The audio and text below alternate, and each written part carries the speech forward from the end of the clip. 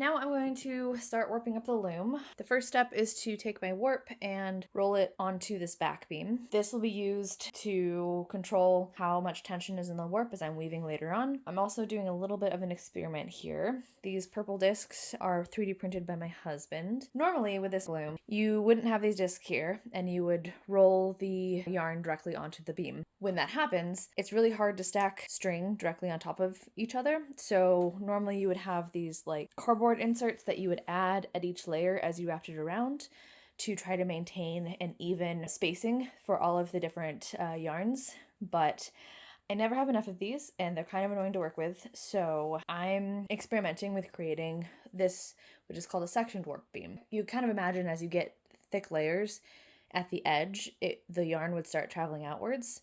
This creates a backstop so that the yarn can stack up exactly on top of each other every single rotation around the beam. First step is for me to take the end of my warp and spread it out evenly across this stick and then into each of these sections. Now this is where I kind of messed up in my initial warp board.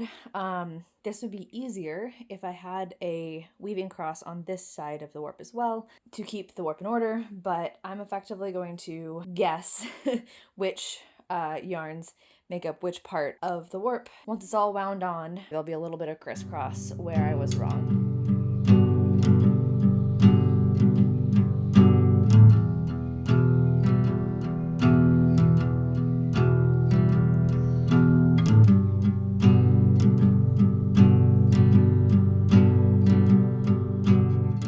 Set up now. I've attached this comb from my knitting machine to keep the warp separate. You can see it's starting to wrap around the back, so I'll start wrapping the warp on. Basically, the goal is to try to maintain very even tension across the entire beam, side to side. I have the warp chain. I undid it so that as you pull out, it will just shake itself loose.